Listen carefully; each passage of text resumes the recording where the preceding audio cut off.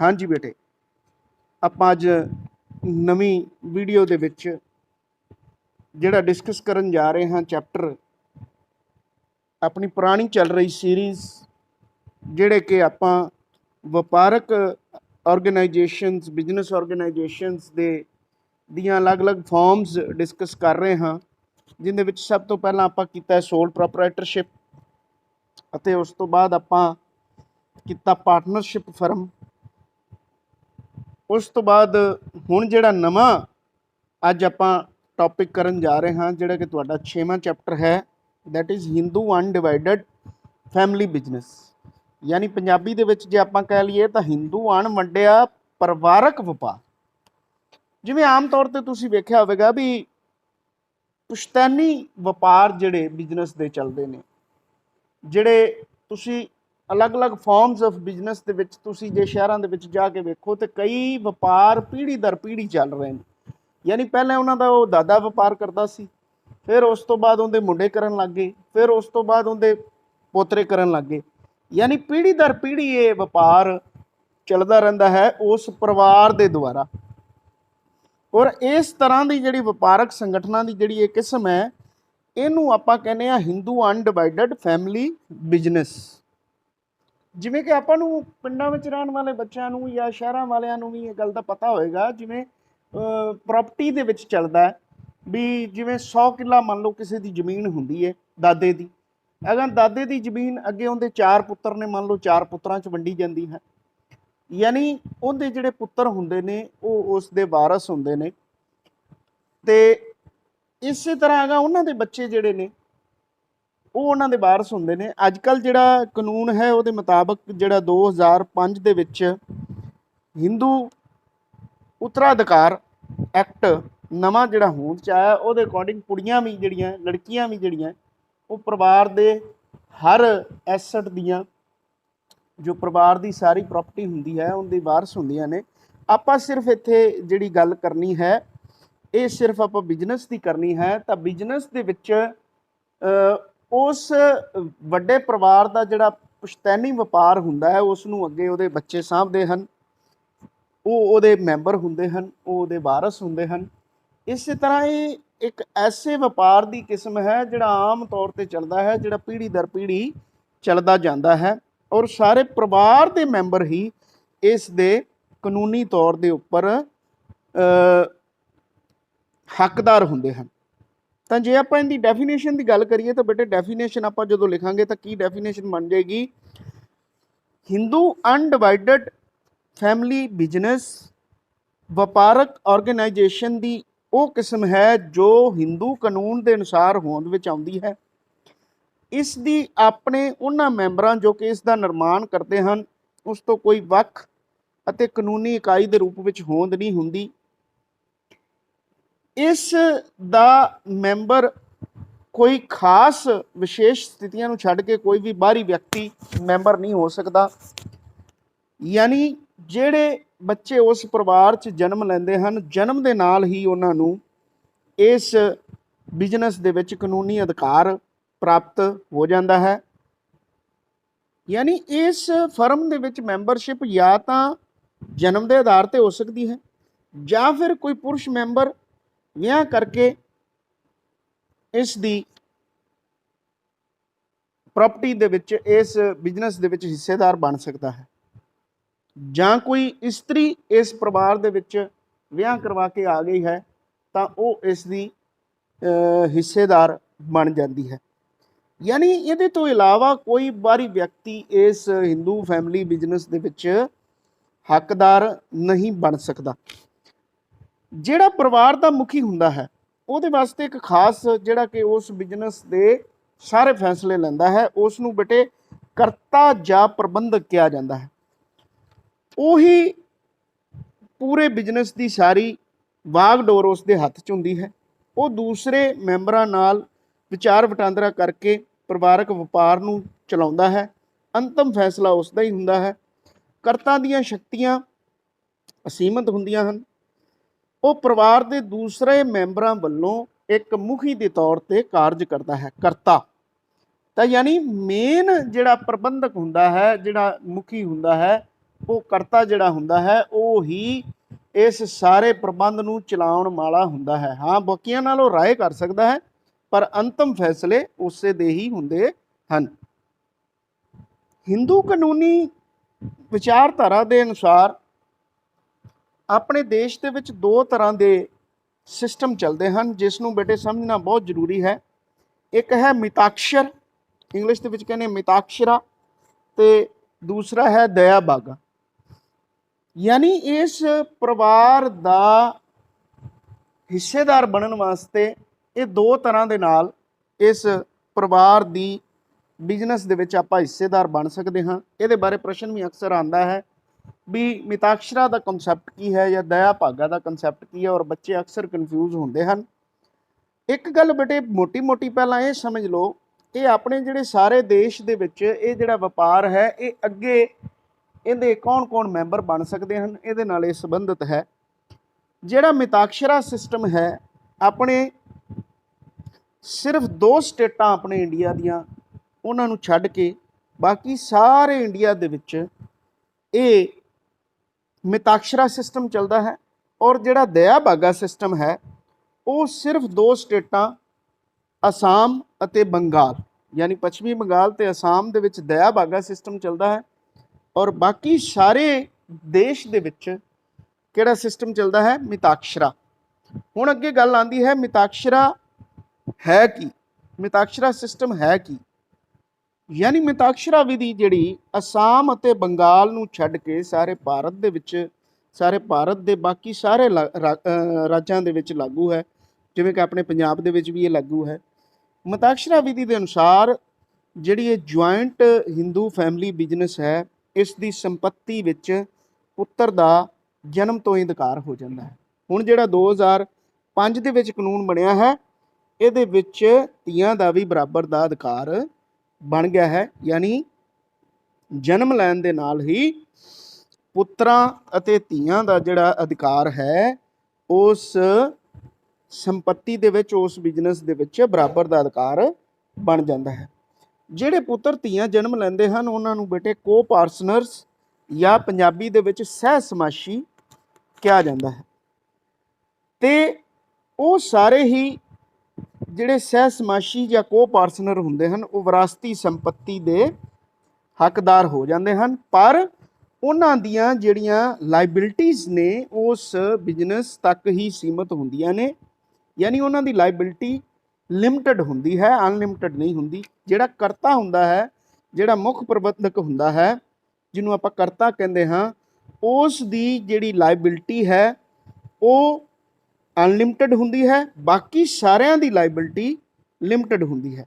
ਯਾਨੀ liability unlimited ਦਾ ਮਤਲਬ ਕੀ ਹੈ ਵੀ ਜਿਹੜਾ ਪਰਿਵਾਰ ਦਾ ਮੁਖੀ ਉਸ ਬਿਜ਼ਨਸ ਨੂੰ ਚਲਾ ਰਿਹਾ ਹੈ, ਜੇ ਕਿਤੇ ਬਿਜ਼ਨਸ ਨੂੰ ਘਾਟਾ ਪੈਂਦਾ ਹੈ ਤਾਂ ਉਸ ਵਿਅਕਤੀ ਦੀ ਨਿੱਜੀ ਸੰਪत्ति ਵੇਚ ਕੇ ਵੀ ਜਿਹੜਾ ਕਿ ਕਰਤਾ ਹੈ ਉਸ ਨੂੰ ਉਸ ਘਾਟੇ ਨੂੰ ਪੂਰਾ ਕਰਨਾ ਪਏਗਾ।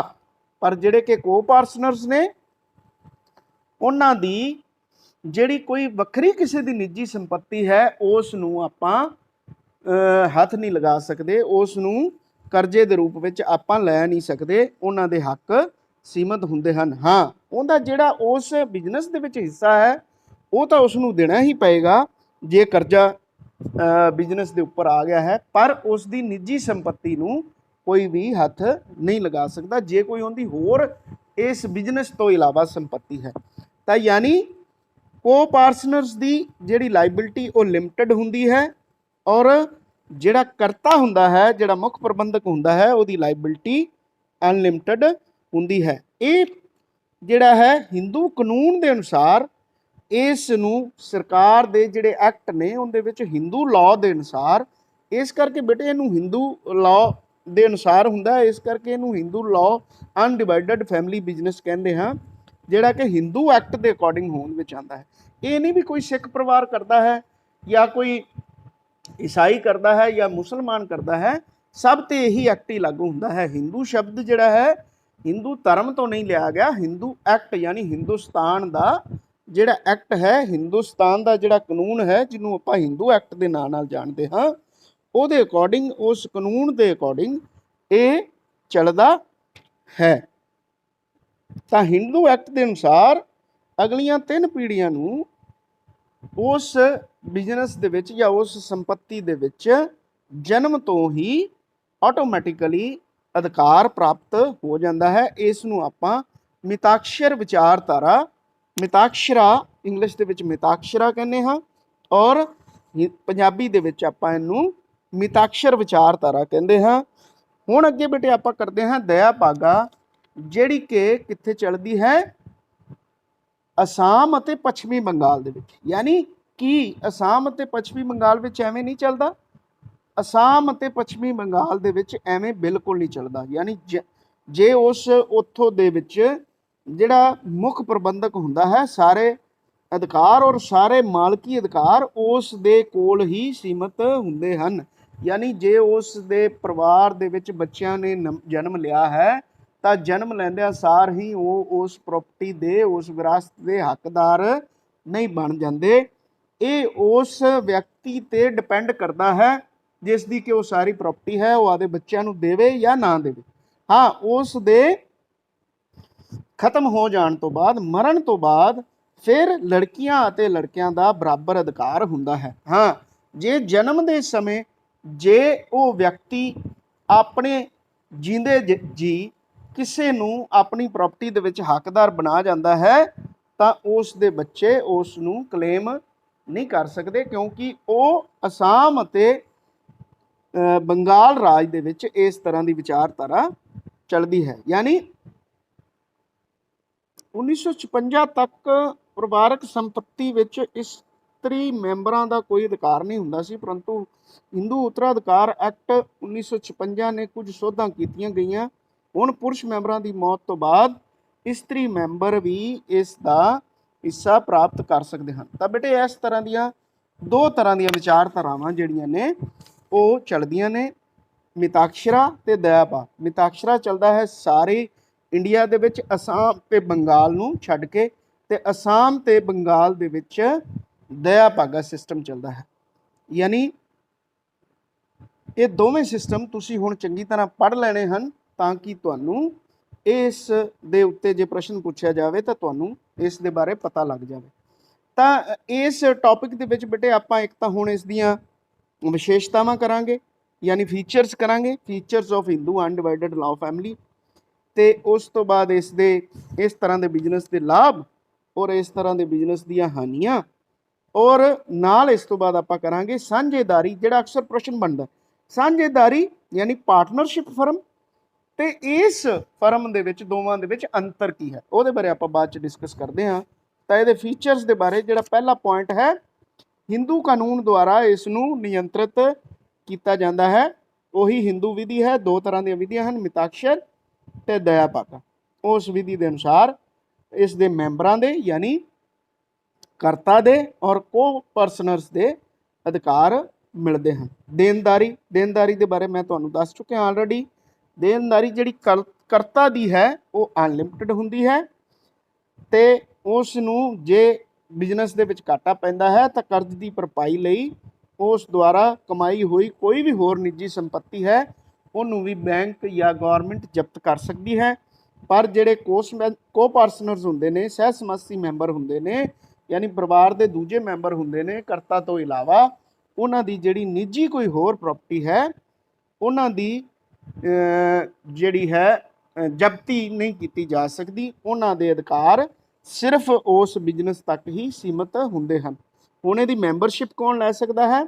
ਇਸ ਦੀ ਮੈਂਬਰਸ਼ਿਪ ਜਨਮ ਦੁਆਰਾ ਹੀ ਮਿਲ ਜਾਂਦੀ ਹੈ। ਯਾਨੀ ਇਸ ਦਾ ਮੈਂਬਰ ਜਾਂ ਹਿੱਸੇਦਾਰ ਕੌਣ ਬਣ ਸਕਦਾ ਹੈ? ਜਿਸ ਦਾ ਉਸ ਪਰਿਵਾਰ ਦੇ ਵਿੱਚ ਜਨਮ ਹੋਇਆ ਹੁੰਦਾ ਹੈ, ਤਾਂ ਜਨਮ ਲੈਣ ਦੇ ਨਾਲ ਹੀ ਉਹ ਇਸ ਦਾ ਮੈਂਬਰ ਜਾਂ ਇਸ ਦੀ ਸੰਪत्ति ਦਾ ਹੱਕਦਾਰ ਬਣ ਜਾਂਦਾ ਹੈ। ਕਿਸੇ ਵੀ ਬਾਹਰੀ ਵਿਅਕਤੀ ਨੂੰ ਇਸ ਦਾ ਮੈਂਬਰ ਨਹੀਂ ਬਣਾਇਆ ਜਾ ਸਕਦਾ। ਇਸ ਦੇ ਵਿੱਚ ਉਸ ਪਰਿਵਾਰ ਦੇ ਹੀ ਮੈਂਬਰ ਸ਼ਾਮਲ ਹੁੰਦੇ ਹਨ। ਹਾਂ, ਜੇ ਉਹ ਹਿੰਦੂ ਪਰਿਵਾਰ ਕਿਸੇ ਬੱਚੇ ਨੂੰ ਗੋਦ ਲੈ ਲੈਂਦਾ ਹੈ ਤਾਂ ਉਹ ਇਸ ਦੀ ਮੈਂਬਰਸ਼ਿਪ ਪ੍ਰਾਪਤ ਕਰ ਸਕਦਾ ਹੈ। ਮੈਂਬਰਾਂ ਦੀ ਗਿਣਤੀ ਅੱਗੇ ਆ ਜਾਂਦਾ। ਮੈਂਬਰਾਂ ਦੀ ਗਿਣਤੀ, ਕਿੰਨੇ ਮੈਂਬਰਾਂ ਦੀ ਗਿਣਤੀ ਹੋ ਸਕਦੀ ਹੈ? ਇੱਕ ਹਿੰਦੂ ਅਨਡਿਵਾਈਡਡ ਫੈਮਿਲੀ ਬਿਜ਼ਨਸ ਦੇ ਵਿੱਚ ਘੱਟ ਤੋਂ ਘੱਟ 2 ਮੈਂਬਰ ਹੋਣੇ ਚਾਹੀਦੇ ਹਨ। ਤੇ ਵੱਧ ਤੋਂ ਵੱਧ ਕੋਈ ਮੈਂਬਰਾਂ ਦੀ ਗਿਣਤੀ ਨਹੀਂ ਹੈ। ਜਿੰਨੇ ਉਸ ਪਰਿਵਾਰ ਦੇ ਬੱਚੇ ਹਨ, ਜਿੰਨੇ ਉਸ ਪਰਿਵਾਰ ਦੇ ਮੈਂਬਰ ਹਨ, ਉਹ ਉਸ ਦੇ ਮੈਂਬਰ ਬਣ ਸਕਦੇ ਹਨ। ਇਸ ਦੀ ਕੋਈ ਵੀ ਸੀਮਾ ਨਹੀਂ ਹੈ। ਹਿੰਦੂ ਅਣਵੰਡਿਆ ਪਰਿਵਾਰਕ ਵਪਾਰ ਦੀ ਨਿਰੰਤਰਤਾ ਸਥਾਈ ਹੈ। ਇਹ ਕਰਤਾ ਜਾਂ ਪਰਿਵਾਰ ਦੇ ਦੂਸਰੇ ਮੈਂਬਰਾਂ ਦੀ ਮੌਤ ਦੇ ਨਾਲ ਇਸ ਦੀ, ਜਿਵੇਂ ਹੁਣ ਬਿਜ਼ਨਸ ਦੇ ਵਿੱਚ ਮੰਨ ਲਓ ਕਰਤਾ ਦੀ ਮੌਤ ਹੋ ਗਈ ਤਾਂ ਨੈਕਸਟ ਜਿਹੜਾ ਹੈ ਉਸ ਤੋਂ ਛੋਟਾ ਭਰਾ ਜਾਂ ਉਸ ਦਾ ਵੱਡਾ ਪੁੱਤਰ ਇਸ ਦਾ ਮੈਂਬਰ ਕਰਤਾ ਬਣ ਜਾਂਦਾ ਹੈ ਔਰ ਇਹ ਬਿਜ਼ਨਸ ਨਿਰੰਤਰ ਚੱਲਦਾ ਰਹਿੰਦਾ ਹੈ। ਇਸ ਤੋਂ ਇਲਾਵਾ ਬੇਟੇ ਨਾਬਾਲਿਗ ਦੀ ਮੈਂਬਰਸ਼ਿਪ ਕੀ ਇਹਦੇ ਵਿੱਚ ਹੋ ਸਕਦੀ ਹੈ? ਜਿਵੇਂ ਕਿ ਆਪਾਂ ਪਾਰਟਨਰਸ਼ਿਪ ਫਰਮ ਦੇ ਵਿੱਚ ਪੜ੍ਹਿਆ ਹੈ, ਪਾਰਟਨਰਸ਼ਿਪ ਫਰਮ ਦੇ ਵਿੱਚ ਕੋਈ ਵੀ ਨਾਬਾਲਗ ਜਿਹਦੀ ਉਮਰ 18 ਸਾਲ ਤੋਂ ਘੱਟ ਹੈ ਉਹ ਮੈਂਬਰ ਪਾਰਟਨਰਸ਼ਿਪ ਫਰਮ ਦੇ ਵਿੱਚ ਨਹੀਂ ਬਣ ਸਕਦਾ। ਪਰ ਇਹਦੇ ਵਿੱਚ ਤਾਂ ਆਪਾਂ ਇਹੀ ਪੜ੍ਹ ਰਹੇ ਹਾਂ ਵੀ ਜਨਮ ਦੇ ਨਾਲ ਹੀ ਯਾਨੀ ਨਾਬਾਲਗ ਵੀ ਇਸ ਦਾ ਮੈਂਬਰ ਬਣ ਸਕਦਾ ਹੈ। ਸਾਂਝੇਦਾਰੀ ਫਰਮ ਵਿੱਚ ਨਹੀਂ ਬਣ ਸਕਦਾ। ਪ੍ਰਬੰਧ ਕੌਣ ਕਰਦਾ ਹੈ? ਪ੍ਰਬੰਧ, ਇਸ ਸਾਰੇ ਪ੍ਰਬੰਧ ਦਾ ਜ਼ਿੰਮੇਵਾਰ ਕਰਤਾ ਹੀ ਹੁੰਦਾ ਹੈ। ਬਾਕੀ ਜਿਹੜੇ ਨੇ ਉਹ ਉਸ ਦੀ ਹੈਲਪ ਕਰ ਸਕਦੇ ਹਨ, ਉਸ ਨੂੰ ਰਾਏ ਦੇ ਸਕਦੇ ਹਨ, ਪਰ ਅੰਤਿਮ ਫੈਸਲਾ ਜਿਹੜਾ ਹੈ ਕਰਤਾ ਜਾਂ ਮੁੱਖ ਪ੍ਰਬੰਧਕ ਜੋ ਬਿਜ਼ਨਸ ਦਾ ਹੁੰਦਾ ਹੈ, ਉਸ ਪਰਿਵਾਰ ਦਾ ਮੁਖੀਆ ਹੁੰਦਾ ਹੈ, ਉਸ ਨੇ ਹੀ ਲੈਣਾ ਹੁੰਦਾ ਹੈ। ਲੇਖਾ ਤੱਕ ਪਹੁੰਚ ਨਹੀਂ, ਜਿਵੇਂ ਕਿ ਆਪਾਂ ਪਾਰਟਨਰਸ਼ਿਪ ਫਰਮ ਦੇ ਵਿੱਚ ਪੜ੍ਹਿਆ ਹੈ, ਜਿਹੜਾ ਇਸ ਸਾਰੇ ਅਕਾਊਂਟਸ ਹੁੰਦਾ ਹੈ ਬਿਜ਼ਨਸ ਦਾ, ਕਿ ਉਸ ਨੂੰ ਸਾਰੇ ਹੀ ਵੇਖਣ ਦੇ ਹੱਕਦਾਰ ਹੁੰਦੇ ਹਨ? ਸਾਰੇ ਉਸ ਨੂੰ ਵੇਖ ਸਕਦੇ ਹਨ, ਜਾਂਚ ਪੜਤਾਲ ਕਰ ਸਕਦੇ ਹਨ? ਨਹੀਂ, ਕਿਉਂਕਿ ਪਰਿਵਾਰਕ ਦਾ ਜਿਹੜਾ ਪਰਿਵਾਰ ਦਾ ਕਰਤਾ ਹੁੰਦਾ ਹੈ, ਉਸ ਬਿਜ਼ਨਸ ਦਾ ਕਰਤਾ ਹੁੰਦਾ ਹੈ, ਉਹੀ ਸਾਰੇ ਕੰਮ ਲਈ ਜ਼ਿੰਮੇਵਾਰ ਹੁੰਦਾ ਹੈ। ਤਾਂ ਕੋਈ ਜ਼ਰੂਰੀ ਨਹੀਂ ਹੈ ਹਰੇਕ ਵਿਅਕਤੀ ਉਸ ਨੂੰ ਵੇਖੇ। ਇਹਦੇ ਵਿੱਚ ਉਸ ਨੂੰ ਕੋਈ ਜ਼ਰੂਰਤ ਵੀ ਨਹੀਂ ਹੈ ਵੀ ਉਹ ਸਾਰਿਆਂ ਨੂੰ ਵਿਖਾਵੇ। ਤਾਂ ਲੇਖਾ ਤੱਕ ਸਭ ਦੀ ਪਹੁੰਚ ਨਹੀਂ ਹੁੰਦੀ। ਤਾਂ ਇਸ ਦਾ ਵਿਘਟਨ, ਤਾਂ ਹਿੰਦੂ ਅਨਡਿਵਾਈਡਡ ਪਰਿਵਾਰ ਦਾ ਖਾਤਮਾ ਸਾਰੇ ਮੈਂਬਰਾਂ ਦੀ ਸਹਿਮਤੀ ਨਾਲ ਹੀ ਹੋ ਸਕਦਾ ਹੈ। ਕਿਸੇ ਇੱਕ ਮੈਂਬਰ ਕੋਲ ਇਸ ਬਿਜ਼ਨਸ ਦੇ ਵਿਘਟਨ ਦਾ ਅਧਿਕਾਰ ਨਹੀਂ ਹੁੰਦਾ। ਹੁਣ ਅੱਗੇ ਆ ਜਾਂਦੇ ਨੇ ਇਸ ਦੇ ਫਿਰ ਲਾਭ ਕੀ ਨੇ? ਤਾਂ ਇਹਨਾਂ ਫੀਚਰਸ ਦੇ ਆਧਾਰ ਤੇ ਹੀ ਬੇਟੇ ਲਾਭ ਬਣ ਜਾਂਦੇ ਨੇ ਔਰ ਫੀਚਰਸ ਦੇ ਆਧਾਰ ਤੇ ਹੀ ਹਾਨੀਆਂ ਬਣ ਜਾਂਦੀਆਂ ਨੇ। ਜਦੋਂ ਆਪਾਂ ਫੀਚਰਸ ਪੜ੍ਹਦੇ ਹਾਂ ਤਾਂ ਫੀਚਰਸ, ਜਿਵੇਂ ਹੁਣ ਦੇਣਦਾਰੀ ਆਪਾਂ ਸ਼ਬਦ ਲਿਖਿਆ ਤਾਂ ਦੇਣਦਾਰੀ ਨੂੰ ਅੱਗੇ ਐਕਸਪਲੇਨ ਕਰਨਾ ਪੈਂਦਾ ਹੈ। ਪਰ ਜਦੋਂ ਆਪਾਂ ਲਾਭ ਲਿਖਦੇ ਹਾਂ ਤਾਂ ਲਾਭ ਦਾ ਜਿਹੜਾ ਆਪਾਂ ਪੁਆਇੰਟ ਲਿਖਦੇ ਹਾਂ ਉਸ ਤੋਂ ਹੀ ਆਪਾਂ ਨੂੰ ਅੰਦਾਜ਼ਾ ਲੱਗ ਜਾਂਦਾ ਹੈ ਕਿ ਆਪਾਂ ਪੁਆਇੰਟ ਦੇ ਵਿੱਚ ਅੱਗੇ ਲਿਖਣਾ ਕੀ ਹੈ।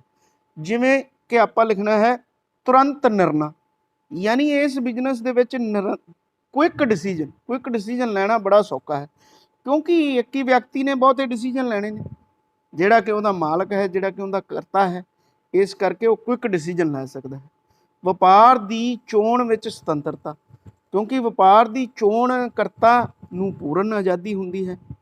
एकल ਵਪਾਰੀ ਦੀ ਤਰ੍ਹਾਂ ਹੀ, ਚਾਹੇ ਕਿ ਜਿਵੇਂ ਇੱਕ ਸੋਲ ਪ੍ਰੋਪਰਾਈਟਰਸ਼ਿਪ ਫਰਮ ਦਾ ਜਿਹੜਾ ਮਾਲਕ ਹੁੰਦਾ ਹੈ, ਜਿਹੜਾ ਕਿ ਇਕੱਲਾ ਹੀ ਮਾਲਕ ਹੁੰਦਾ ਹੈ, ਉਹ ਸਾਰੇ ਡਿਸੀਜਨ ਆਪ ਲੈ ਸਕਦਾ ਹੈ, ਵਪਾਰ ਦੀ ਚੋਣ ਆਪ ਕਰ ਸਕਦਾ ਹੈ। ਇਸੇ ਤਰ੍ਹਾਂ ਇਹਦੇ ਵਿੱਚ ਵੀ ਕਰਤਾ ਸਾਰੇ ਡਿਸੀਜਨ ਲੈ ਸਕਦਾ ਹੈ। ਕੋਈ ਖਾਸ ਕਾਨੂੰਨੀ ਰਸਮਾਂ ਜਿਹੜੀਆਂ ਨਹੀਂ ਹੁੰਦੀਆਂ। ਹਾਂ, ਇਹਦੇ ਵਿੱਚ ਵਪਾਰ ਨੂੰ ਬਿਨਾਂ ਕਿਸੇ ਕਾਨੂੰਨੀ ਦੇਣਦਾਰੀ ਦੇ ਖਤਮ ਕੀਤਾ ਜਾ ਸਕਦਾ ਹੈ, ਜਿਵੇਂ ਕਿ ਏਕਲ ਮਲਕੀਅਤ ਦੇ ਵਿੱਚ ਹੀ ਹੁੰਦਾ ਹੈ। ਸੀਮਤ ਦੇਣਦਾਰੀ, ਹੁਣ ਹਿੰਦੂ ਅਨਡਿਵਾਈਡਡ ਫੈਮਿਲੀ ਬਿਜ਼ਨਸ ਦੇ ਵਿੱਚ ਸਾਰੇ ਮੈਂਬਰਾਂ ਦੀ ਦੇਣਦਾਰੀ ਸੀਮਤ ਹੁੰਦੀ ਹੈ, ਜਦ ਕਿ ਕਰਤਾ ਦੀਆਂ ਦੇਣਦਾਰੀਆਂ ਅਸੀਮਤ ਹੁੰਦੀਆਂ ਹਨ। ਸੀਕ੍ਰੇਸੀ, ਤੁਸੀਂ ਦੱਸੋ ਸੀਕ੍ਰੇਸੀ ਰਹੇਗੀ ਕਿ ਨਹੀਂ ਰਹੇਗੀ?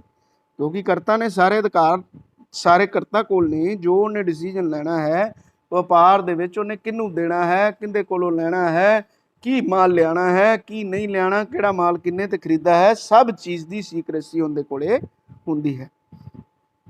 ਤਾਂ ਅੱਗੇ ਨੈਕਸਟ ਪੁਆਇੰਟ ਹੈ ਕਰਜ਼ ਲੈਣ ਦੀ ਯੋਗਤਾ। ਤਾਂ ਜਿਸ ਤਰ੍ਹਾਂ ਦੀ ਉਸ ਪਰਿਵਾਰ ਦੀ ਵਪਾਰਕ ਸਥਿਤੀ ਹੈ, ਉਹਦੇ ਮੁਤਾਬਕ ਉਹਨੂੰ ਕਰਜ਼ ਲੈਣ ਦੀ ਸਹੂਲਤ ਹੁੰਦੀ ਹੈ, ਤਾਂ ਕਿ ਉਹ ਆਪਣਾ ਵਪਾਰ ਸਥਿਰ ਵੀ ਕਰ ਸਕੇ ਔਰ ਆਪਣੇ ਵਪਾਰ ਨੂੰ ਵਧਾ ਵੀ ਸਕੇ। ਵਪਾਰ ਵਿੱਚ ਬੱਚਤ, ਕਿਉਂਕਿ ਇਸ ਵਪਾਰ ਨੂੰ ਦੀਆਂ ਸਾਰੀਆਂ ਗਤੀਵਿਧੀਆਂ ਕਰਤਾ ਅਤੇ ਪਰਿਵਾਰ ਦੇ ਲੋਕ ਹੀ ਪ੍ਰਬੰਧ ਕਰਦੇ ਹਨ, ਸਾਰੀਆਂ ਉਹਨਾਂ ਦੇ ਮੈਂਬਰਾਂ ਦੁਆਰਾ ਹੀ ਨਿਯੰਤਰਿਤ ਕੀਤੀਆਂ ਜਾਂਦੀਆਂ ਹਨ। ਜ਼ਿਆਦਾ ਉਹਨਾਂ ਨੂੰ ਕਰਮਚਾਰੀਆਂ ਦੀ ਵੀ ਲੋੜ ਨਹੀਂ ਪੈਂਦੀ।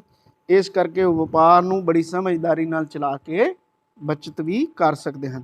ਜਿਵੇਂ ਹੁਣ ਇੱਕ ਪਾਰਟਨਰਸ਼ਿਪ ਬਿਜ਼ਨਸ ਹੁੰਦਾ ਹੈ, ਮੰਨ ਲਓ ਤੁਹਾਡੇ ਇੱਕ ਵੀ ਪਾਰਟਨਰ, ਵੇਖੋ ਪਰਿਵਾਰ ਦੇ ਇੱਕ ਤਾਂ ਸਾਰੇ ਲਗਭਗ ਪਾਰਟਨਰਸ ਜਿਹੜੇ ਨੇ ਜਾਂ ਉਹ ਮਾਲਕ ਵੀ ਨੇ ਔਰ ਪਾਰਟਨਰਸ ਵੀ ਨੇ, ਉਹ ਤਾਂ ਉਹ ਜਿਹੜੇ ਨੇ ਬੜੀ ਬਚਤ ਨਾਲ, ਹਰੇਕ ਨੂੰ ਪੀੜ ਹੈ, ਹਰੇਕ ਆਪਣੀ ਬਚਤ ਦੇ ਨਾਲ ਚਲਾ ਸਕਦਾ ਹੈ, ਹਰੇਕ ਸਾਰਿਆਂ ਦੇ ਲਗਭਗ ਸੁਭਾਅ ਵੀ ਇੱਕੋ ਜਿਹੇ ਹੀ ਹੁੰਦੇ ਹਨ, ਕਿਉਂਕਿ ਪਰਿਵਾਰ ਦੇ ਵਿੱਚ ਡਿਸੀਜਨ ਲੈਣਾ ਜ਼ਿਆਦਾ ਸੌਖਾ ਹੁੰਦਾ ਹੈ, ਬਚਾਏ ਕਿ ਜਿਵੇਂ ਹੁਣ ਪਾਰਟਨਰਸ਼ਿਪ ਫਰਮ ਦੇ ਵਿੱਚ 4 ਜਾਂ 10 ਜਾਂ 15 ਲੋਕ ਅਲੱਗ-ਅਲੱਗ ਹਨ, ਤਾਂ ਸਾਰਿਆਂ ਦੇ ਨਾਲ ਰਾਏ ਮਿਲਣੀ ਵੀ ਔਖੀ ਹੁੰਦੀ ਹੈ। ਕਈ ਵਾਰੀ ਵਪਾਰ ਦੇ ਵਿੱਚ ਉਨੀ ਬਚਤ ਨਹੀਂ ਹੋ ਪਾਉਂਦੀ ਜਿੰਨੀ ਕਿ ਇਸ ਵਪਾਰ ਦੇ ਵਿੱਚ ਹੋ ਸਕਦੀ ਹੈ। ਕੰਟੀਨਿਊਸ਼ਨ ਮੈਂ ਤੁਹਾਨੂੰ ਦੱਸਿਆ ਹੈ ਕਿ ਇਹ ਪਰਿਵਾਰ ਦੇ ਮੁਖੀ ਜਾਂ ਕਰਤਾ ਦੀ ਮੌਤ ਹੋਣ ਤੋਂ ਬਾਅਦ ਵੀ ਇਹ ਵਪਾਰ ਨਿਰੰਤਰ ਚੱਲਦਾ ਰਹਿੰਦਾ ਹੈ। ਅਨੁਸ਼ਾਸਿਤ ਪ੍ਰਬੰਧ, ਕਿਉਂਕਿ ਕਰਤਾ ਵਪਾਰ ਦਾ ਸਭ ਤੋਂ ਵੱਡਾ ਪ੍ਰਬੰਧਕ ਹੁੰਦਾ ਹੈ, ਉਹ ਕੋਈ ਵੀ ਫੈਸਲਾ ਲੈਣ ਲਈ ਸੁਤੰਤਰ ਹੁੰਦਾ ਹੈ, ਤਾਂ ਕਿਸੇ ਦੀ ਦਖਲਅੰਦਾਜ਼ੀ ਜ਼ਿਆਦਾ ਨਹੀਂ ਹੁੰਦੀ, ਇਸ ਕਰਕੇ ਉਹ ਬੜੀ ਵਧੀਆ ਢੰਗ ਨਾਲ ਡਿਸਿਪਲਿਨ ਦੇ ਨਾਲ ਮੈਨੇਜਮੈਂਟ ਚਲਾਉਂਦਾ ਹੈ। ਹੁਣ ਅੱਗੇ ਆ ਗਈਆਂ ਬੇਟੇ ਇਹਦੀਆਂ ਹਾਨੀਆਂ ਕੀ ਨੇ, ਤਾਂ ਹਾਨੀਆਂ ਦੇ ਵਿੱਚ ਵੇਖੋ, ਇੱਕ ਤਾਂ ਸਭ ਤੋਂ ਵੱਡੀ ਹਾਨੀ ਇਹ ਹੈ ਵੀ ਜੋ ਪਰਿਵਾਰ ਦੀ ਪੂੰਜੀ ਹੈ ਉਸ ਪਰਿਵਾਰ ਦੀ ਪੂੰਜੀ ਤੱਕ ਹੀ ਸੀਮਿਤ ਹੁੰਦਾ ਹੈ। ਜਿਵੇਂ ਕਿ ਪਾਰਟਨਰਸ਼ਿਪ ਬਿਜ਼ਨਸ ਦੇ ਵਿੱਚ ਆਪਾਂ ਵੇਖਦੇ ਹਾਂ, ਜਦੋਂ ਆਪਾਂ ਹੋਰ ਪਾਰਟਨਰਸ ਲਾਉਂਦੇ ਹਾਂ ਤਾਂ ਆਪਣੇ ਕੋਲੇ ਜਿਨ੍ਹਾਂ ਕੋਲੇ ਹੋਰ ਪੈਸਾ ਹੁੰਦਾ ਹੈ, ਯਾਨੀ ਇੱਕ ਪਰਿਵਾਰ ਦਾ ਜਿੰਨਾ ਪੈਸਾ ਹੈ, ਜੇ 10 ਪਰਿਵਾਰ ਰਲ ਗਏ, 10 ਫਰੈਂਡਸ ਰਲ ਗਏ, ਮੰਨ ਲਓ ਉਹਨਾਂ ਨੇ ਇੱਕ ਪਾਰਟਨਰਸ਼ਿਪ ਫਰਮ ਖੋਲੀ, ਤਾਂ 10 ਪਰਿਵਾਰ ਉਹਦੇ 'ਚ ਪੈਸਾ ਲਗਾਉਣ, ਤਾਂ ਇਹਦੇ ਵਿੱਚ ਸਿਰਫ ਇੱਕ ਪਰਿਵਾਰ ਦੀ ਪੂੰਜੀ ਲੱਗੀ ਹੁੰਦੀ ਹੈ, ਤਾਂ ਇਹਦੀ ਪੂੰਜੀ ਜਿਹੜੀ ਹੈ ਬੜੀ ਸੀਮਿਤ ਹੁੰਦੀ ਹੈ। ਯਤਨਾਂ ਅਤੇ ਫਲ ਵਿੱਚ ਕੋਈ ਸੰਬੰਧ ਨਹੀਂ, ਯਾਨੀ ਇਹ ਕਿਉਂਕਿ ਮੁਖੀ ਨੇ ਸਾਰੇ ਡਿਸੀਜਨ ਲੈਣੇ ਹੁੰਦੇ ਹਨ, ਇਸ ਕਰਕੇ ਜੇ ਪਰਿਵਾਰ ਦੇ ਦੂਜੇ ਮੈਂਬਰ ਕੋਈ ਬਹੁਤ ਵਧੀਆ ਕੰਮ ਵੀ ਕਰਦਾ ਹੈ ਤਾਂ ਕਈ ਵਾਰੀ ਉਹਨੂੰ ਉਨੀ ਮਾਨਤਾ ਨਹੀਂ ਮਿਲਦੀ। ਸਾਰੇ ਜਿਹੜੀ ਖੁਸ਼ੀ ਹੈ ਜਾਂ ਸਾਰੀ ਜਿਹੜੀ ਮਾਨਤਾ ਹੈ ਉਹ ਪਰਿਵਾਰ ਦੇ ਕਰਤਾ ਨੂੰ ਹੀ ਮਿਲਦੀ ਹੈ। ਇਸ ਕਰਕੇ ਕਈ ਵਾਰੀ ਬਾਕੀ ਜਿਹੜੇ ਮੈਂਬਰ ਭਾਵੇਂ ਉਹ ਜ਼ਿਆਦਾ ਵੀ ਕੁਸ਼ਲ ਹੋਣ, ਉਹਨਾਂ ਨੂੰ ਉਹਨਾਂ ਜਿਹੜਾ ਹੈ ਮਨੋਵਿਗਿਆਨਿਕ ਤੌਰ 'ਤੇ ਬਲ ਨਹੀਂ ਮਿਲਦਾ।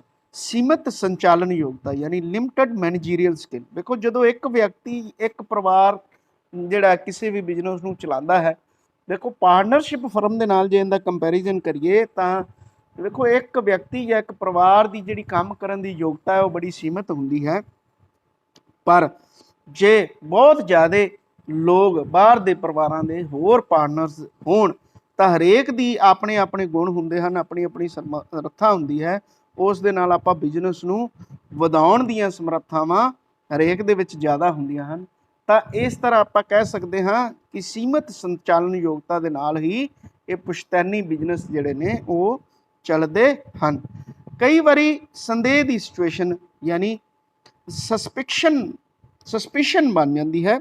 ਕਰਤਾ ਸਾਰੇ ਵਪਾਰਕ ਰਸ ਆਪਣੇ ਕੋਲੇ ਰੱਖਦਾ ਹੈ, ਇਸ ਕਰਕੇ ਕਈ ਵਾਰੀ ਪਰਿਵਾਰ ਦੇ ਦੂਜੇ ਮੈਂਬਰ ਜਿਹੜੇ ਨੇ ਉਹ ਸੰਦੇਹ ਕਰਨ ਲੱਗ ਜਾਂਦੇ ਨੇ, ਜਾਂ ਉਹਨਾਂ ਨੂੰ ਕਈ ਵਾਰੀ ਸ਼ੱਕ ਪੈਦਾ ਹੋ ਜਾਂਦਾ ਹੈ, ਉਹਨਾਂ ਦੇ ਮਨ 'ਚ ਹਮੇਸ਼ਾ ਹੀ ਸ਼ੱਕ ਰਹਿੰਦਾ ਹੈ ਵੀ ਕਿਤੇ ਇਹ ਸਾਰੇ ਪਰਿਵਾਰ ਦੀ ਪ੍ਰਾਪਰਟੀ ਨੂੰ ਆਦੇ ਹੇਠ ਹੀ ਤਾਂ ਨਹੀਂ ਕਰ ਰਿਹਾ। ਤਾਂ ਇਸ ਕਰਕੇ ਕਈ ਵਾਰੀ ਸ਼ੱਕ ਦੇ ਆਧਾਰ 'ਤੇ ਕਈ ਵਾਰੀ ਪਰਿਵਾਰਕ ਵੰਡ ਵੀ ਹੋ ਸਕਦੀ ਹੈ। ਤਾਂ ਇਹ ਬੇਟੇ ਇਸ ਦੀਆਂ ਕੁਝ ਹਾਨੀਆਂ ਹਨ, ਇਹ ਤੁਸੀਂ ਕਰ ਲੈਣੀਆਂ ਨੇ, ਫੀਚਰਸ, ਲਾਭ ਤੇ ਹਾਨੀਆਂ। ਹੁਣ ਇਹਦਾ ਕਈ ਵਾਰੀ ਕੰਪੈਰੀਜ਼ਨ ਪੁੱਛ ਲੈਂਦੇ ਨੇ, ਕਿਉਂਕਿ ਇਹ ਰਲਦਾ ਮਿਲਦੀ ਟਾਈਪ ਹੈ, ਬਸ ਫਰਕ ਸਿਰਫ ਇੰਨਾ ਹੈ ਪਾਰਟਨਰਸ਼ਿਪ ਬਿਜ਼ਨਸ ਦੇ ਵਿੱਚ ਦੀ ਜਿਹੜੀ ਬਿਜ਼ਨਸ ਦੀ ਫਾਰਮ ਪਾਰਟਨਰਸ਼ਿਪ ਹੈ, ਪਾਰਟਨਰਸ਼ਿਪ ਫਰਮ ਹੈ, ਉਹਦੇ ਵਿੱਚ ਜਿਹੜੇ ਮੈਂਬਰ ਨੇ ਉਹ ਅਲੱਗ-ਅਲੱਗ ਵਿਅਕਤੀ ਹੋ ਸਕਦੇ ਹਨ, ਅਲੱਗ-ਅਲੱਗ ਪਰਿਵਾਰਾਂ ਦੇ ਵਿਅਕਤੀ ਹੋ ਸਕਦੇ ਹਨ, ਉਹ ਮਿੱਤਰ ਹੋ ਸਕਦੇ ਹਨ, ਉਹ ਆਪਸ ਵਿੱਚ ਕੰਮ ਕਰਨ ਦੀ ਸਹਿਮਤੀ ਦੇਣ ਵਾਲੇ ਵਿਅਕਤੀ ਹੋ ਸਕਦੇ ਹਨ। ਕਈ ਵਾਰੀ ਐਸੇ ਵਿਅਕਤੀ ਵੀ ਤੁਹਾਡੇ ਪਾਰਟਨਰਸ ਬਣ ਜਾਂਦੇ ਹਨ ਜਿਨ੍ਹਾਂ ਨੂੰ ਪਹਿਲਾਂ ਤੁਸੀਂ ਨਹੀਂ ਜਾਣਦੇ ਹੁੰਦੇ, ਤਾਂ ਤੁਸੀਂ ਉਹਨਾਂ ਨੂੰ ਵੀ ਪਾਰਟਨਰ, ਜੇ ਉਹ ਪੈਸੇ ਲਗਾਉਣ ਲਈ ਸਹਿਮਤ ਹੋ ਜਾਂਦਾ, ਬਿਜ਼ਨਸ ਸਹਿਮਤ ਹੋ ਜਾਂਦਾ ਕਰਨ ਲਈ, ਤਾਂ ਆਪਾਂ ਉਹਨਾਂ ਨੂੰ ਮੈਂਬਰ ਬਣਾ ਲੈਂਦੇ ਹਾਂ। ਤਾਂ ਉਹਦੇ ਤੇ ਇਸ ਬਿਜ਼ਨਸ ਦੇ ਵਿੱਚ ਕੀ ਡਿਫਰੈਂਸ ਹੈ, ਇਹਦੇ ਵਿੱਚ ਸਾਰੇ ਪਰਿਵਾਰਕ ਮੈਂਬਰ ਹੀ ਮੈਂਬਰ ਹੁੰਦੇ ਹਨ, ਯਾਨੀ ਇੱਕ ਪਰਿਵਾਰ ਦਾ ਹੀ ਬਿਜ਼ਨਸ ਹੁੰਦਾ ਹੈ, ਤੇ ਪਾਰਟਨਰਸ਼ਿਪ ਫਰਮਾਂ ਦੇ ਵਿੱਚ ਅਲੱਗ-ਅਲੱਗ ਲੋਕ ਹੁੰਦੇ ਹਨ। ਤਾਂ ਇਹਨਾਂ ਦੋਵਾਂ ਦੇ ਵਿੱਚ ਫਰਮਾਂ ਦੇ ਵਿੱਚ ਡਿਫਰੈਂਸ ਆ ਜਾਂਦੇ ਹਨ। ਤਾਂ ਡਿਫਰੈਂਸ ਕੀ ਨੇ? ਸਥਾਪਨਾ, ਪਹਿਲਾ ਪੁਆਇੰਟ ਲਿਆ ਉਹਨਾਂ ਨੇ, ਸਥਾਪਨਾ, ਕ੍ਰੀਏਸ਼ਨ। ਹੁਣ ਸਾਂਝੇਦਾਰੀ ਜਿਹੜੀ ਫਰਮ ਹੁੰਦੀ ਹੈ ਉਹ ਇਸ ਆਪਸ ਦੇ ਵਿੱਚ ਇੱਕ ਸਮਝੌਤੇ ਦੇ ਆਧਾਰ ਤੇ, ਚਾਹੇ ਉਹ ਸਮਝੌਤਾ ਲਿਖਤੀ ਹੋਵੇ ਚਾਹੇ ਜ਼ੁਬਾਨੀ, ਉਸ ਸਮਝੌਤੇ ਦੇ ਆਧਾਰ ਤੇ ਬਣਦੀ ਹੈ, ਪਰ ਸੰਯੁਕਤ ਹਿੰਦੂ ਪਰਿਵਾਰ ਦੇ ਵਿੱਚ ਕਿਸੇ ਵੀ ਤਰ੍ਹਾਂ ਦੇ ਸਮਝੌਤੇ ਦੀ ਲੋੜ ਨਹੀਂ ਪੈਂਦੀ। ਨੈਕਸਟ ਪੁਆਇੰਟ ਆਪਾਂ ਕੀ ਲੈ ਸਕਦੇ ਹਾਂ, ਨਿਯਮ ਕੀ ਨੇ। ਹੁਣ ਸਾਂਝੇਦਾਰੀ ਜਿਹੜੀ ਫਰਮ ਹੈ ਭਾਰਤੀ ਸਾਂਝੇਦਾਰੀ ਐਕਟ 1932 ਦੁਆਰਾ ਨਿਯਮਿਤ ਹੁੰਦੀ ਹੈ, ਪਰੰਤੂ ਹਿੰਦੂ ਜਿਹੜਾ ਹੈ ਹਿੰਦੂ ਅਨਡਿਵਾਈਡਡ ਫੈਮਿਲੀ ਬਿਜ਼ਨਸ ਉਹੀ ਦੋ ਵਿਚਾਰਧਾਰਾਵਾਂ ਜਿਹੜੀਆਂ ਕਿ ਮਿਤਾਕਸ਼ਰਾ ਤੇ ਦਇਆ ਬਾਗ ਦੇ ਹਿੰਦੂ ਕਾਨੂੰਨ ਦੇ ਅਨੁਸਾਰ ਬਣਦੀ ਹੈ। ਪ੍ਰਵੇਸ਼ ਯਾਨੀ ਇਹਦਾ ਮੈਂਬਰ ਕੌਣ ਬਣ ਸਕਦਾ ਹੈ। ਹੁਣ ਆਪਾਂ ਨੂੰ ਪਤਾ ਹੈ ਹਿੰਦੂ ਅਨਡਿਵਾਈਡਡ ਫੈਮਿਲੀ ਬਿਜ਼ਨਸ ਦੇ ਵਿੱਚ ਜਨਮ ਤੋਂ ਹੀ ਜਿਹੜਾ ਜਨਮ ਲੈਂਦਾ ਹੈ ਉਸ ਪਰਿਵਾਰ ਦੇ ਵਿੱਚ ਉਹਦਾ ਮੈਂਬਰ ਆਟੋਮੈਟਿਕਲੀ ਬਣ ਜਾਂਦਾ ਹੈ। ਪਰ ਜਿਹੜਾ ਕਿ ਜੇ ਆਪਾਂ ਇਹਨੂੰ ਡਿਸਕਸ ਕਰੀਏ ਸਾਂਝੇਦਾਰੀ ਫਰਮ ਦੇ ਅਕੋਰਡਿੰਗ, ਤਾਂ ਸਾਂਝੇਦਾਰੀ ਫਰਮ ਦੇ ਵਿੱਚ ਕੌਣ ਮੈਂਬਰ ਬਣ ਸਕਦਾ ਹੈ, ਜਿਹੜਾ ਕਿ ਉਸ ਫਰਮ ਦੇ ਵਿੱਚ ਪੈਸੇ ਲਗਾਉਂਦਾ ਹੈ ਔਰ ਸਾਂਝੇਦਾਰ ਬਣਨ ਲਈ ਸਹਿਮਤ ਹੁੰਦਾ ਹੈ। ਹੁਣ ਮੈਨੇਜਮੈਂਟ, ਹੁਣ ਉਹਦੇ ਵਿੱਚ ਮੈਨੇਜਮੈਂਟ ਇੱਕ ਪਰਿਵਾਰ ਕੋਲੇ ਰਹਿੰਦੀ ਹੈ, ਇੱਕ ਪਰਿਵਾਰ ਹੀ ਮੁੱਖ ਪ੍ਰਬੰਧਕ ਹੁੰਦਾ ਹੈ ਜਿਸ ਨੂੰ ਕਿ ਆਪਾਂ ਕੀ ਕਹਿੰਦੇ ਹਾਂ, ਕਰਤਾ ਕਹਿੰਦੇ ਹਾਂ। ਔਰ ਇਹਦੇ ਵਿੱਚ ਮੈਨੇਜਮੈਂਟ ਡਿਪੈਂਡ ਕਰਦਾ ਹੈ, ਜੇ ਤਾਂ ਸਾਂਝੇਦਾਰ ਆਪਸ ਦੇ ਵਿੱਚ ਸਹਿਮਤ ਹੋ ਕੇ ਇੱਕ ਵਿਅਕਤੀ ਨੂੰ ਮੇਨ ਬਣਾ ਦੇਣ ਤਾਂ ਅਲੱਗ ਗੱਲ ਹੈ, ਜੇ ਸਾਰੇ ਉਹਨੂੰ ਰਲ ਕੇ ਮੈਨੇਜ ਕਰਨਾ ਚਾਹਣ ਤਾਂ ਸਾਰੇ ਰਲ ਕੇ ਵੀ ਮੈਨੇਜ ਕਰ ਸਕਦੇ ਹਨ, ਕਿਉਂਕਿ ਸਭ ਦੇ ਕੋਲੇ ਆਪਣੇ ਆਪਣੇ ਹਿੱਸੇ ਦਾ ਪੂਰਾ ਰਾਈਟ ਹੁੰਦਾ ਹੈ। ਨਾਬਾਲਗ ਦੀ ਸਥਿਤੀ, ਹੁਣ ਸਾਂਝੇਦਾਰੀ ਫਰਮ ਦੇ ਵਿੱਚ ਕੋਈ ਵੀ ਨਾਬਾਲਗ ਹਿੱਸੇਦਾਰ ਨਹੀਂ ਹੋ ਸਕਦਾ, ਪਰ ਜਿਹੜਾ ਹਿੰਦੂ ਅਨਡਿਵਾਈਡਡ ਫੈਮਿਲੀ ਬਿਜ਼ਨਸ ਹੈ ਉਹਦੇ ਵਿੱਚ ਜਿਹੜੇ ਕੋ ਪਰਸਨਰ ਹੁੰਦੇ ਨੇ ਉਹ ਨਾਬਾਲਗ ਵੀ ਮੈਂਬਰ ਹੋ ਸਕਦੇ ਨੇ। ਮੈਂਬਰਾਂ ਦੀ ਗਿਣਤੀ, ਹੁਣ ਬੇਟੇ ਆਪਾਂ ਡਿਸਕਸ ਕਰਦੇ ਆਏ ਹਾਂ ਅੱਗੇ ਸਾਂਝੇਦਾਰੀ ਫਰਮ ਦੇ ਵਿੱਚ ਕਿੰਨੇ ਮੈਂਬਰ ਹੋ ਸਕਦੇ ਹਨ। ਆਪਾਂ ਜਿਵੇਂ ਅਲੱਗ-ਅਲੱਗ ਕਿਤਾਬਾਂ ਦੇ ਵਿੱਚ ਸਾਂਝੇਦਾਰੀ ਫਰਮ ਜਾਂ ਪਾਰਟਨਰਸ਼ਿਪ ਫਰਮ ਦੇ ਵਿੱਚ ਅਲੱਗ-ਅਲੱਗ ਵਿਚਾਰਧਾਰਾਵਾਂ, ਜਿਵੇਂ ਪਹਿਲੇ ਇਸ ਦੇ ਵੱਧ ਤੋਂ ਵੱਧ ਸਾਂਝੇਦਾਰੀ ਫਰਮ ਦੇ ਵਿੱਚ ਵੇਖੋ ਘੱਟ ਤੋਂ ਘੱਟ ਤਾਂ 2 ਮੈਂਬਰ ਹੋਣੇ ਜ਼ਰੂਰੀ ਹਨ, ਤੇ ਆਪਾਂ ਪੜ੍ਹਿਆ ਸੀ ਵੀ ਵੱਧ ਤੋਂ ਵੱਧ ਇਹਦੇ 20 ਮੈਂਬਰ ਹੋ ਸਕਦੇ ਹਨ। ਤੇ ਬੈਂਕਿੰਗ, ਜੇ ਬੈਂਕਿੰਗ ਦਾ ਕੰਮ ਕਰਨਾ ਹੈ, ਬੈਂਕਿੰਗ ਕਾਰਜ ਜਾਂ ਬੈਂਕਿੰਗ ਦਾ ਕੋਈ ਅਦਾਰਾ ਖੋਲ੍ਹਦਾ ਤਾਂ ਇਸ ਦੇ 10 ਮੈਂਬਰ ਹੋ ਸਕਦੇ ਹਨ। ਪਰ ਹੁਣ ਜਿਹੜੀ 2014 ਦੇ ਵਿੱਚ ਅਮੈਂਡਮੈਂਟ ਆਈ ਹੈ, 2014 ਦੇ ਵਿੱਚ ਕਾਨੂੰਨ ਦੇ ਵਿੱਚ ਸੋਧ ਕੀਤੀ ਗਈ ਹੈ, ਉਸ ਦੇ ਅਕੋਰਡਿੰਗ ਪਾਰਟਨਰਸ਼ਿਪ ਫਰਮ ਦੇ ਵਿੱਚ ਵੱਧ ਤੋਂ ਵੱਧ ਜਿਹੜੇ ਸਾਂਝੇਦਾਰ ਪਾਰਟਨਰਸ ਫਰਮ ਦੇ ਵਿੱਚ ਉਹਨਾਂ ਦੀ ਗਿਣਤੀ 50 ਹੋ ਸਕਦੀ, ਜਦਕਿ ਹਿੰਦੂ ਅਨਡਿਵਾਈਡਡ ਫੈਮਿਲੀ ਬਿਜ਼ਨਸ ਦੀ ਜਿਹੜੇ ਘੱਟ ਤੋਂ ਘੱਟ ਮੈਂਬਰ ਨੇ, ਘੱਟ ਤੋਂ ਘੱਟ ਕੋ ਪਾਰਟਨਰਸ ਜਿਹੜੇ ਨੇ ਉਹ 2 ਹੋਣੇ ਚਾਹੀਦੇ ਨੇ, ਔਰ ਇੱਕ ਕਰਤਾ ਹੋ ਗਿਆ, ਇੱਕ ਕੋ ਪਾਰਟਨਰ ਹੋ ਗਿਆ, ਔਰ ਉਸ ਤੋਂ ਵੱਧ ਇਸ ਦੀ ਕੋਈ ਲਿਮਟ ਨਹੀਂ ਹੈ। ਔਰ ਅੱਗੇ ਕਾਨੂੰਨੀ ਵਿਵਸਥਾ, ਸਾਂਝੇਦਾਰੀ ਫਰਮ ਦੀ ਕਾਨੂੰਨੀ ਸੱਤਾ ਹੁੰਦੀ ਹੈ, ਜਦ ਕਿ joint Hindu undivided family business ਦੇ ਵਿੱਚ ਆਪਣੇ ਮੈਂਬਰਾਂ ਅਤੇ ਸਹਿ ਸਮੱਸਿਆ ਦੀ ਕੋਈ ਅਲੱਗ ਕਾਨੂੰਨੀ ਵਿਸ਼ੇਸ਼ ਸੱਤਾ ਨਹੀਂ ਹੁੰਦੀ। ਅਕਾਊਂਟਸ, ਹੁਣ ਕੌਣ ਅਕਾਊਂਟਸ ਦੇਖ ਸਕਦਾ ਹੈ? ਸਾਂਝੇਦਾਰੀ ਫਰਮ ਦੇ ਵਿੱਚ ਸਾਰੇ ਹਿੱਸੇਦਾਰਾਂ ਨੂੰ ਇਹ ਅਧਿਕਾਰ ਹੁੰਦਾ ਹੈ ਕਾਨੂੰਨੀ ਕਿ ਉਹ ਸਾਰੇ ਅਕਾਊਂਟਸ ਨੂੰ ਦੇਖ ਸਕਦਾ ਹੈ। ਬੇਟੇ ਵੇਖੋ ਤੁਸੀਂ ਅਕਾਊਂਟੈਂਸੀ ਪੜ੍ਹ ਰਹੇ ਹੋ, ਅਕਾਊਂਟੈਂਸੀ ਕੀ ਹੈ? ਸਾਰੇ ਬਿਜ਼ਨਸ ਦਾ ਹਿਸਾਬ ਕਿਤਾਬ ਕਿਵੇਂ ਰੱਖਣਾ, ਕਿੰਨਾ ਪੈਸਾ ਜਾਂ ਕੀ ਐਸਟਸ ਜਾਂ ਕੀ ਸਾਡੀਆਂ ਐਸਟਸ ਨੇ, ਕੀ ਸਾਡੀਆਂ ਲਾਇਬਿਲਟੀਜ਼ ਨੇ, ਕਿਹੜੀ ਚੀਜ਼ ਅਸੀਂ ਉਸ ਬਿਜ਼ਨਸ ਦੇ ਵਿੱਚ ਲਿਆਂਦੀ ਹੈ, ਕਿਹੜੀ ਚੀਜ਼ ਉਸ ਬਿਜ਼ਨਸ ਤੋਂ ਗਈ ਹੈ, ਕਿਉਂਕਿ ਬਿਜ਼ਨਸ ਨੇ ਸਾਰਾ ਜਿਹੜਾ ਬਿਜ਼ਨਸ ਦਾ ਲੇਖਾ ਜੋਖਾ ਹੈ ਉਹ ਹੀ ਅਕਾਊਂਟੈਂਸੀ ਹੁੰਦੀ। ਅਕਾਊਂਟੈਂਸੀ ਦਾ ਮਤਲਬ ਹੀ ਹੈ ਅਕਾਊਂਟਸ ਬਣਾਉਣੇ, ਯਾਨੀ ਹਰ ਉਸ ਟਰਮ ਦਾ ਹਿਸਾਬ ਰੱਖਣਾ ਜੋ ਬਿਜ਼ਨਸ ਦੇ ਵਿੱਚ ਆਇਆ ਹੈ ਔਰ ਜੋ ਬਿਜ਼ਨਸ ਤੋਂ ਗਿਆ ਹੈ। ਤਾਂ ਇਹ ਅਕਾਊਂਟਸ ਜਿਹੜੀ ਸਾਂਝੇਦਾਰੀ ਫਰਮ ਦੇ ਵਿੱਚ ਸਾਂਝੇਦਾਰ ਨੂੰ ਇਹ ਅਧਿਕਾਰ ਹੁੰਦਾ ਹੈ ਕਿ ਉਹ ਆਪਣੇ ਸਾਰੇ ਅਕਾਊਂਟਸ ਨੂੰ ਚੈੱਕ ਕਰ ਸਕਦਾ ਹੈ, ਜਦਕਿ ਹਿੰਦੂ ਅਨਡਿਵਾਈਡਡ ਫੈਮਿਲੀ ਬਿਜ਼ਨਸ ਦੇ ਵਿੱਚ ਕਿਉਂਕਿ ਪਰਿਵਾਰ ਦੇ ਦੁਆਰਾ ਹੀ ਲਿਖੇ ਸਾਰੇ ਤਿਆਰ ਕੀਤੇ ਜਾਂਦੇ ਹਨ, ਤਾਂ ਉਹ ਕੋਈ ਜ਼ਰੂਰੀ ਨਹੀਂ ਹੈ ਜਾਂ ਪਰਿਵਾਰ ਦੇ ਮੈਂਬਰਾਂ ਨੂੰ ਕਾਨੂੰਨੀ ਅਧਿਕਾਰ ਨਹੀਂ ਹੁੰਦਾ ਵੀ ਉਹ ਸਾਰੇ ਅਕਾਊਂਟਸ ਨੂੰ ਵੇਖ ਸਕਣ। ਮੈਂਬਰਾਂ ਦੀ ਬਾਹਰੀ ਸਥਿਤੀ, ਸਾਂਝੇਦਾਰ ਫਰਮ ਦੇ ਵਿੱਚ ਵੇਖੋ ਕੋਈ ਵੀ ਜਿਹੜਾ ਸਾਂਝੇਦਾਰ ਫਰਮ ਦੇ ਵਿੱਚ ਹਿੱਸੇਦਾਰ ਹੈ ਉਹ ਫਰਮ ਦਾ ਏਜੰਟ ਹੁੰਦਾ ਹੈ। ਵਪਾਰ ਦੇ ਵਾਸਤੇ ਉਹ ਕੋਈ ਵੀ ਫੈਸਲੇ ਜਿਹੜਾ ਹੈ ਉਹ ਆਪਦੀ ਮਾਲਕੀ ਦੇ ਅਨੁਸਾਰ ਲੈ ਸਕਦਾ ਹੈ, ਜਦਕਿ ਹਿੰਦੂ ਡਿਵਾਈਡਰ ਫੈਮਿਲੀ ਬਿਜ਼ਨਸ ਦੇ ਵਿੱਚ ਸਿਰਫ ਕਰਤਾ ਨੂੰ ਹੀ ਸਾਰੇ ਅਧਿਕਾਰ ਪ੍ਰਾਪਤ ਹੁੰਦੇ ਹਨ। ਦੇਣਦਾਰੀ ਲਾਇਬਿਲਟੀਜ਼ ਜਿਹੜੀਆਂ ਨੇ ਸਾਂਝੇਦਾਰੀ ਫਰਮ ਦੇ ਵਿੱਚ ਸਾਰੇ ਹੀ ਹਿੱਸੇਦਾਰਾਂ ਦੀਆਂ, ਸਾਰੇ ਪਾਰਟਨਰਸ ਦੀਆਂ ਲਾਇਬਿਲਟੀਜ਼ ਅਸੀਮਤ ਹੁੰਦੀਆਂ ਨੇ, ਯਾਨੀ ਅਨਲਿਮਟਿਡ ਹੁੰਦੀਆਂ ਨੇ। ਯਾਨੀ ਸਭ ਨੂੰ ਪੂਰਾ, ਜੇ ਕੋਈ ਕਰਜ਼ਾ ਲਿਆ ਹੈ ਤਾਂ ਉਹ ਸਭ ਦੀ ਪ੍ਰਾਪਰਟੀ ਨੂੰ ਜ਼ਬਤ ਕਰਕੇ ਉਸ ਬਿਜ਼ਨਸ ਨੂੰ ਜੇ ਘਾਟਾ ਪੈਂਦਾ ਹੈ ਤਾਂ ਸਭ ਦੀ ਨਿੱਜੀ ਜੇ ਕੋਈ ਹੋਰ ਪ੍ਰਾਪਰਟੀ ਹੈ ਤਾਂ ਉਸ ਨੂੰ ਵੀ ਜ਼ਬਤ ਕੀਤਾ ਜਾ ਸਕਦਾ ਹੈ। ਜਦ ਕਿ ਹਿੰਦੂ ਅਨਡਿਵਾਈਡਡ ਫੈਮਿਲੀ ਬਿਜ਼ਨਸ ਦੇ ਵਿੱਚ ਸਿਰਫ ਕਰਤਾ ਨੂੰ ਛੱਡ ਕੇ ਬਾਕੀ ਸਾਰਿਆਂ ਦੇ ਅਧਿਕਾਰ, ਦੇਣਦਾਰੀਆਂ ਲਿਮਟਿਡ ਹੁੰਦੀਆਂ ਹਨ। ਸਿਰਫ ਕਰਤਾ ਦੀ ਲਾਇਬਿਲਟੀ ਅਨਲਿਮਟਿਡ ਹੁੰਦੀ ਹੈ। ਵਿਘਟਨ, ਜਿਵੇਂ ਕਿ ਆਪਾਂ ਪਿੱਛੇ ਡਿਸਕਸ ਕੀਤਾ ਹੈ, ਸਾਂਝੇਦਾਰੀ ਫਰਮ ਦੇ ਵਿੱਚ ਸਾਂਝੇਦਾਰ ਦੀ ਮੌਤ ਹੋਣ ਜਾਣ ਤੇ ਜਾਂ ਦਿਵਾਲੀਆ ਹੋ ਜਾਣ ਤੇ ਜਾਂ ਪਾਗਲ ਹੋ ਜਾਣ ਤੇ ਸਾਂਝੇਦਾਰੀ ਫਰਮ ਆਪਣੇ ਆਪ ਹੀ ਡਿਸੋਲਵ ਹੋ ਜਾਂਦੀ ਹੈ। ਇਸ ਦੀ ਨਿਰੰਤਰਤਾ ਸਥਾਈ ਨਹੀਂ ਹੈ। ਜਦ ਕਿ ਜਿਹੜੀ ਹਿੰਦੂ ਅਨਡਿਵਾਈਡਡ ਫੈਮਿਲੀ ਬਿਜ਼ਨਸ ਹੈ ਉਹ ਰੈਗੂਲਰ ਉਵੇਂ ਹੀ ਚੱਲਦਾ ਰਹਿੰਦਾ ਹੈ। ਇੱਕ ਪਰਿਵਾਰ ਦੇ ਮੁਖੀਆ ਦੀ ਮੌਤ ਹੋ ਜਾਣ ਤੇ ਨੈਕਸਟ ਜਿਹੜਾ ਹੈ ਉਸ ਦਾ ਛੋਟਾ ਭਰਾ ਜਾਂ ਉਸ ਦਾ ਵੱਡਾ ਪੁੱਤਰ ਉਸ ਦਾ ਕਰਤਾ ਬਣ ਜਾਂਦਾ ਹੈ ਔਰ ਇਹ ਬਿਜ਼ਨਸ ਨਿਰੰਤਰ ਚੱਲਦਾ ਰਹਿੰਦਾ ਹੈ। ਪੰਜੀਕਰਨ ਯਾਨੀ ਰਜਿਸਟ੍ਰੇਸ਼ਨ ਕੀ ਕਰਵਾਉਣੀ ਜ਼ਰੂਰੀ ਹੈ। ਹੁਣ ਆਪਾਂ ਪਿੱਛੇ ਵੀ ਵੇਖੋ ਪੜਿਆ ਹੈ, ਰਜਿਸਟ੍ਰੇਸ਼ਨ ਕਰਵਾਉਣੀ ਸਾਂਝੇਦਾਰੀ ਫਰਮ ਦੀ ਵੀ ਜ਼ਰੂਰੀ ਨਹੀਂ ਹੈ, ਪਰ ਜੇ ਰਜਿਸਟਰ ਕਰਵਾ ਲਈ ਜਾਵੇ ਤਾਂ ਉਹਦੇ ਬਹੁਤ ਬੈਨੀਫਿਟ ਹੁੰਦੇ ਹਨ। ਔਰ ਹਿੰਦੂ ਅਨਡਿਵਾਈਡਡ ਫੈਮਿਲੀ ਬਿਜ਼ਨਸ ਦੇ ਵਿੱਚ ਵੀ ਇਸ ਦੀ ਰਜਿਸਟ੍ਰੇਸ਼ਨ ਕਰਵਾਉਣੀ ਜ਼ਰੂਰੀ ਨਹੀਂ ਹੁੰਦੀ। ਤਾਂ ਬੇਟੇ ਇਹ ਕੁਝ ਪੁਆਇੰਟਸ ਸੀ। ਤਾਂ ਆਮ ਤੌਰ 'ਤੇ ਕੰਪੈਰੀਜ਼ਨ ਪੁੱਛ ਲਿਆ ਜਾਂਦਾ ਹੈ ਜਾਂ ਮਿਤਾਕਸ਼ਰਾ ਵਿਚਾਰਧਾਰਾ ਔਰ ਦਇਆ ਬਾਗਾ ਵਿਚਾਰਧਾਰਾ ਕੀ ਹੈ। ਉਮੀਦ ਕਰਦਾ ਹਾਂ ਤੁਹਾਨੂੰ ਅੱਛੀ ਤਰ੍ਹਾਂ ਇਹ ਸਮਝ ਆ ਗਿਆ ਹੋਏਗਾ ਔਰ ਕੋਸ਼ਿਸ਼ ਕਰੋ ਵੀ ਇਸ ਨੂੰ ਸੁਣੋ ਵੀ ਔਰ ਚੰਗੀ ਤਰ੍ਹਾਂ ਬੁੱਕ ਤੋਂ ਇਸ ਨੂੰ ਰੀਡ ਵੀ ਕਰੋ। ਜੇ ਨਾ ਸਮਝ ਆਵੇ ਤਾਂ ਦੁਬਾਰਾ ਵੀਡੀਓ ਨੂੰ, ਆਡੀਓ ਨੂੰ ਸੁਣੋ। ਮੈਂ ਆਪਣੇ ਵੱਲੋਂ ਪੂਰੀ ਕੋਸ਼ਿਸ਼ ਕੀਤੀ ਹੈ ਕਿ ਤੁਹਾਨੂੰ ਅੱਛੀ ਤਰ੍ਹਾਂ ਇਹ ਸਮਝ ਆਵੇ। ਸਭ ਦਾ ਬਹੁਤ ਬਹੁਤ ਸ਼ੁਕਰੀਆ, ਬਹੁਤ ਬਹੁਤ ਧੰਨਵਾਦ।